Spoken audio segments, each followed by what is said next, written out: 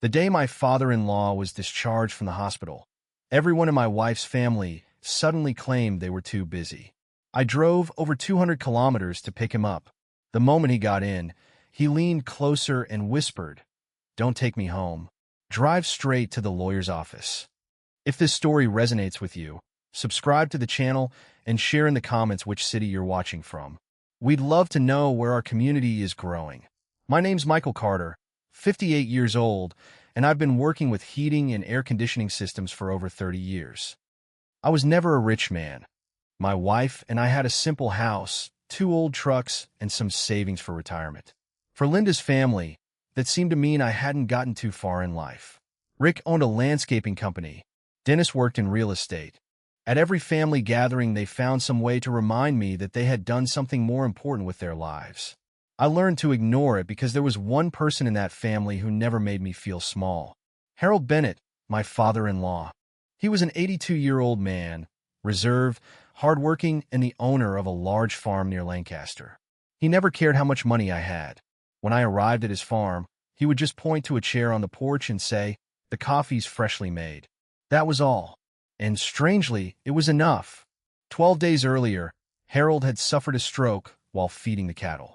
A neighbor found him in time, and the doctors said he could recover. During those days, I would ask Linda if she wanted to visit him. Sometimes we went. Other times she'd tell me her brothers were already there. I never suspected anything until that morning. When I arrived at the hospital, Harold was ready to leave. He walked slowly with a cane, but his eyes were completely clear. I helped him into the truck and put his things in the back seat. "Ready to go home?" I asked. He didn't answer. I started the engine, and we left the parking lot. For several minutes, we only heard the sound of the engine. Then Harold reached out and locked all 4 doors. Click. He looked at me, and that's when I felt something wasn't right.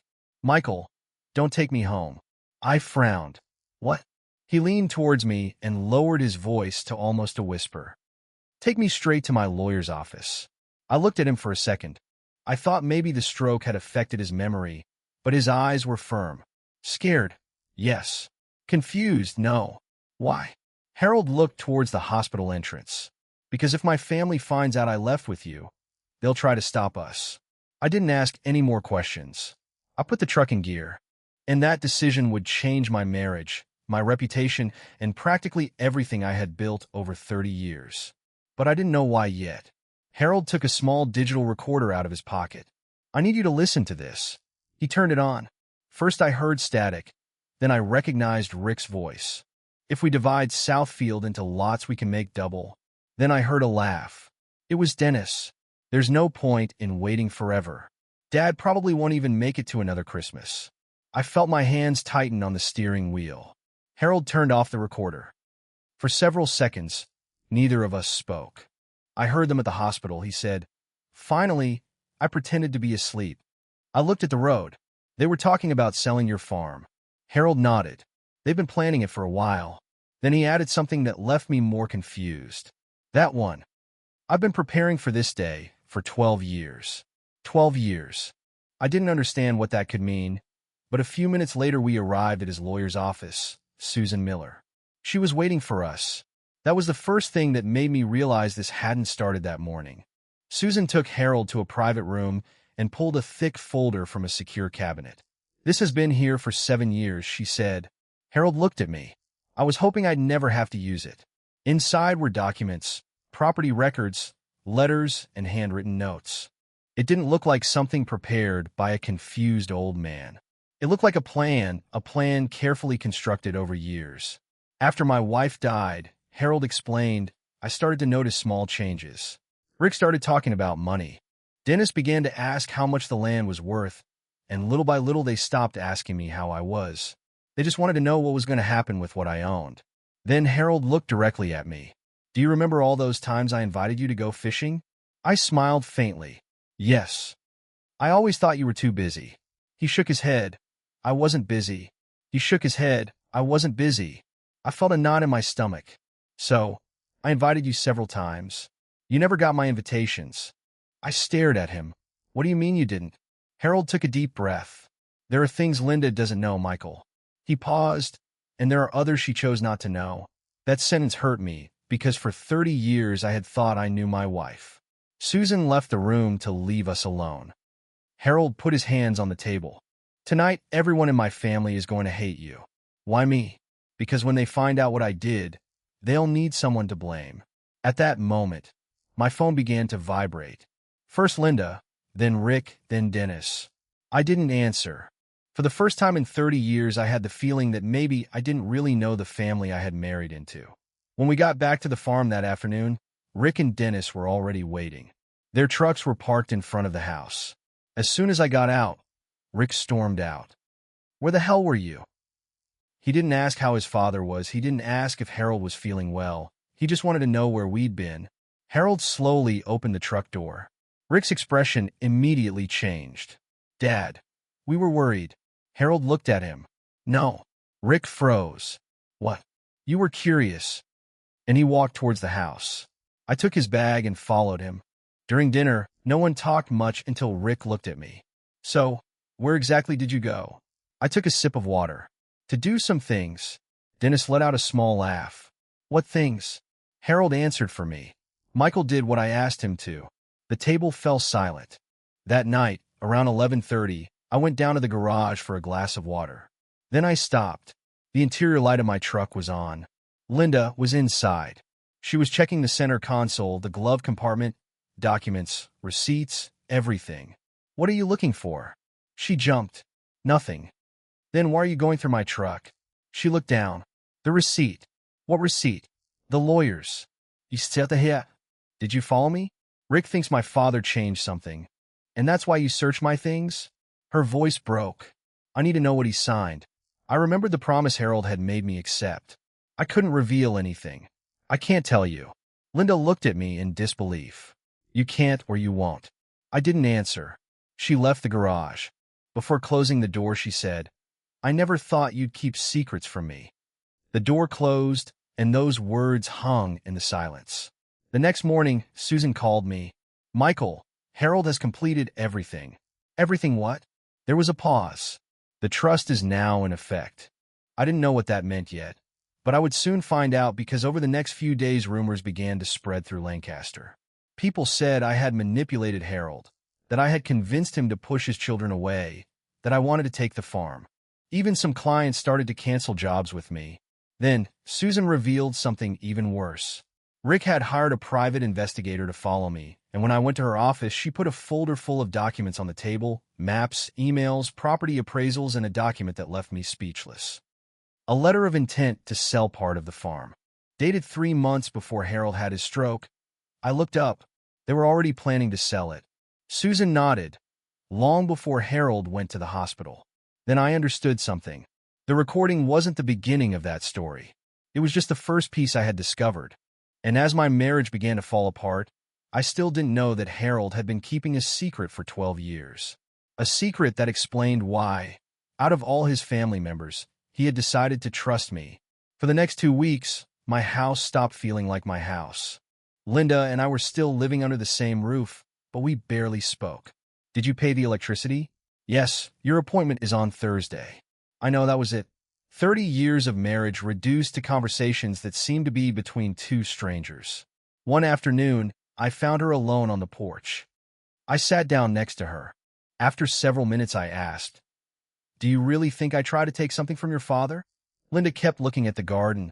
"I don't know what to believe anymore." That answer hurt me more than a yes. "You know me." She finally looked at me. "I thought I knew you." I had nothing to say because deep down I was also beginning to wonder how much I had failed to see all those years. The rumors also started to cost me money. Several clients canceled contracts with me. Not because I had done my job poorly. They had simply heard that I was involved in a dispute over Harold's inheritance. Even the bank asked me for additional documents because, according to them, there was a potential legal conflict associated with my name. Then I understood what Rick was trying to do. He didn't need to prove I was guilty. He just needed to make everyone doubt me. He wanted to wear me down. Money, reputation, family, all at the same time. One night, I packed a small bag and left home. Linda watched me from the hallway. "Are you leaving?" "I need to think." "For how long?" "I don't know." I stayed in a small motel on the outskirts of Lancaster. The first night, I almost decided to give up on everything. I thought about going back home, telling Susan I didn't want to be involved anymore, and letting the Bennett family solve their own problems. I even started the truck, but just as I was about to leave, my phone rang. It was Harold. "Michael, can you come?" His voice sounded much weaker than before. 20 minutes later, I was sitting by his bed. The house was quiet. Rick and Dennis had already left. Linda wasn't there either. Harold asked me to help him out to the porch.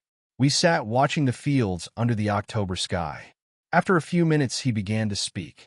12 years ago, Rick's company was about to go bankrupt. I remembered it vaguely. He needed $90,000. I looked at him. "And you lent it to him?" Harold shook his head. "You lent it to him." I froze. Then I remembered. I had used almost half of my retirement savings to help Rick. Harold had promised that he would pay me back one day, and he did. But there was one condition. I was never to tell anyone, not Linda, not Rick, not Dennis. "Do you know why I asked you to keep quiet?" Harold asked. I didn't answer. "Because my wife made me promise something before she died." His eyes filled with tears. "She told me to never let money destroy this family." Harold looked down. "I hope my children would remember who they were before they started thinking about how much they could make." I paused. I was wrong. Then he took an envelope out of his jacket. My name was written on the front. He handed it to me. "Don't open it." I held it in my hands. "Never. Only if they force you to." I put it in my jacket. Before I left, Harold called me. "Michael." "Yes." His voice was barely audible. "Thanks for coming." That night, I understood that I wasn't helping him for the inheritance anymore. I was doing it because that man had trusted me when everyone else had found an excuse not to be there. A few weeks later, Harold died. It was a cold December morning. There were no miracles, no last speech. He just went peacefully with a Bible on the table and a photograph of his wife next to the bed. At his funeral, Rick and Dennis were talking about the farm and what needed to be done next. It seemed more like a business meeting than a funeral. 3 weeks later, Rick took the matter to court. His lawyer claimed that Harold did not have sufficient mental capacity to modify his trust. And then they uttered the words that would change my life. Undue influence. According to them, I had manipulated an elderly man after his stroke to benefit myself. The irony was that I hadn't asked for a single thing. The hearing was held in the county courthouse. Susan was by my side. "Don't argue," she told me. "Only answer what they ask you." Rick's lawyer presented a simple story. An elderly man, a stroke, a son-in-law who isolated him, and then a new trust that left his children without the control they expected. It seemed convincing until Susan began to present the evidence. First, Harold's neurologist testified. He explained that the stroke had mainly affected his mobility, not his ability to make decisions. The cognitive evaluation showed that Harold knew perfectly well what he was signing. Then, Susan explained that she had spoken with him alone, without family, without me. She even repeated the same questions on different days. Harold had answered correctly every time. Rick's argument began to fall apart, but Susan still had something more. The recorder. She placed it on the table. "I request that this recording be heard." The courtroom fell silent. Then Rick's voice was heard. "If we divide the property into lots, we can make double." Then Dennis's laugh. "Dad probably won't even make it to another Christmas." When the audio ended, no one spoke. Rick tried to say that a recording could be interpreted in different ways. Susan nodded. "That's why it's not our most important piece of evidence." Then she showed emails, maps, and negotiation documents. One of them was dated 3 months before the stroke. Letter of intent subject to the approval of the probate process. Rick was already negotiating the sale of a property that wasn't even his yet. But then Susan called another witness. It was Thomas Avery, Rick's former accountant. Avery explained that Rick had asked him to prepare tax calculations based on the future sale of the farm, and then he revealed something even worse. There was money from a construction company deposited in an escrow account while they waited to complete the deal. Rick expected to sell his father's land long before he had the right to do so. The color drained from Rick's face. I thought it was all over, but Susan turned to me. In her hand, she held an object I knew perfectly well, the envelope Harold had given me. My heart began to pound. The time had come to find out why Harold had asked me to keep it, and why he had warned me not to open it until I had no other choice. Susan looked at me from the witness stand. "Mr. Carter, I believe Mr. Bennett left this in your custody." The envelope was in front of me. For weeks I had carried it with me without opening it. Now I had no choice. I slowly broke the seal. Inside were several handwritten pages.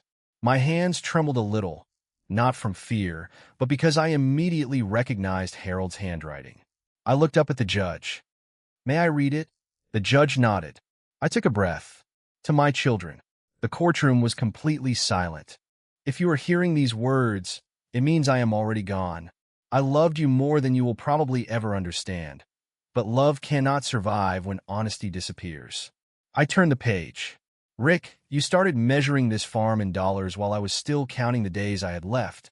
Dennis, you let moments pass that can never be recovered." My voice broke. I had to stop for a few seconds. Then I continued, "And Michael," I looked at Linda. She was sitting at the back of the room. "The only man who never asked me for anything is the person I decided to entrust with everything that truly mattered." I swallowed hard, not because he married my daughter, but because he always showed up when everyone else found an excuse. I put the letter down. No one said a word. Then Linda stood up. Even her own lawyer seemed surprised. "Your Honor, I need to say something." The judge gave her permission. Linda looked first at me and then at her brothers. Tears were already streaming down her face. "For 30 years, I let other people tell me what kind of husband Michael was." She took a deep breath. "I never stopped to see for myself." Rick stood up abruptly. "Linda, sit down." She didn't even look at him. "Michael never asked my father for money. He never asked for the farm. He never asked for anything." Her voice broke. I was wrong. For the first time since it all began, I felt that someone in that family was seeing the whole truth. The judge reviewed the documents again. Then he spoke with absolute clarity. Harold had acted consciously and voluntarily. The medical evaluations showed he had full mental capacity. The trust was valid. The judge looked at Rick. "The trust will remain in effect." The bang of the gavel was brief, but after so many months of lies, that sound seemed louder than any shout. People often ask me if I inherited the farm. The answer is no, at least not in the way everyone imagined. 2 weeks after the hearing, Susan called me to her office. She placed a thick file in front of me. The judge signed the final order. I opened the documents. The farm belonged to the Bennett Family Trust. No member could force its sale. No one could divide it into residential lots. No one could use it as collateral to get money. Then I came to a page where my name appeared. Successor Trustee Michael Carter. I looked up. "I don't own the property." Susan smiled. "No, but Harold put you in charge of protecting it. That's what he had really left me. Not land, not money responsibility, and for me, it meant much more." Rick and Dennis weren't completely disinherited either. Harold hadn't wanted to take revenge on his children. Each received a reasonable amount. But because they had tried to destroy the trust in bad faith and had violated its terms, they lost the right to control the property, and that hurt them much more than losing money. Rick appealed once. His own lawyer finally advised him to stop. The evidence was too strong. Over time, some companies stopped working with him. Dennis continued in the real estate business, but several farmers stopped returning his calls. I never celebrated that. It wasn't necessary. People had seen who they really were. I had only one responsibility: to protect the farm. I didn't know how to farm, so I looked for Ben Walker, a neighbor who had worked that land for years. I offered to lease it to him. He accepted. We made a fair deal. The land continued to produce. The fences were repaired, and the old red barn got a new coat of paint. Every time I passed it, I thought of Harold. Months later, I decided to do something he had mentioned for years but had never managed to organize: a community festival at the farm. It was nothing fancy. The church prepared food. The firefighters cooked hamburgers. The children took tractor rides. A band played music under a white tent. Neighbors brought pies, and for the first time in a long time, that property was full of people again. Not buyers, not lawyers, not people calculating how much each acre was worth. People, children running, families laughing, memories. Near sunset, I saw a black SUV stop on the road. It was Rick. He didn't come in. He just watched for a few seconds. From where he was, he could see the children playing and the neighbors talking. Then he started his engine and drove away. No one followed him. No one shouted. No one insulted him. He just left.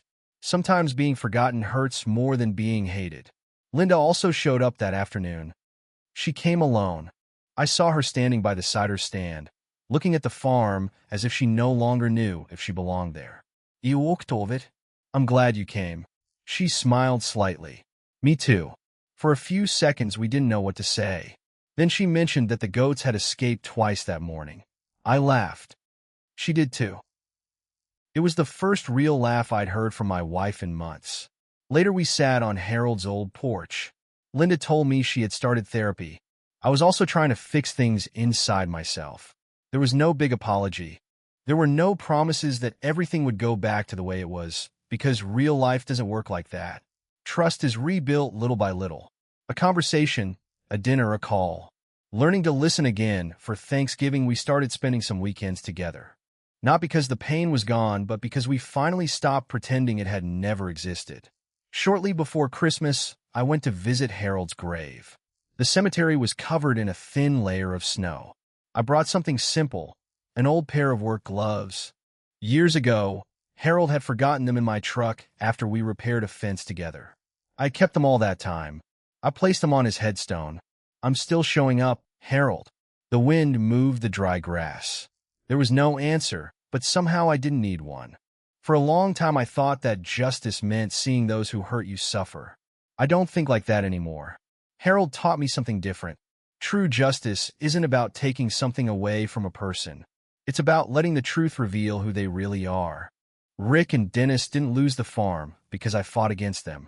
They defeated themselves long before. Every excuse not to visit their father, every conversation about money, every moment they could have spent with Harold and chose to dedicate to something they considered more important. That was their real loss. And when I remember that morning, I drove over 200 kilometers to pick up an old man whose own family was too busy to deserve his time. I understand that that trip wasn't just a trip. It was the most important decision I made in 30 years. Because sometimes when everyone else finds an excuse not to show up, the only thing a person needs is for someone to show up. And I showed up.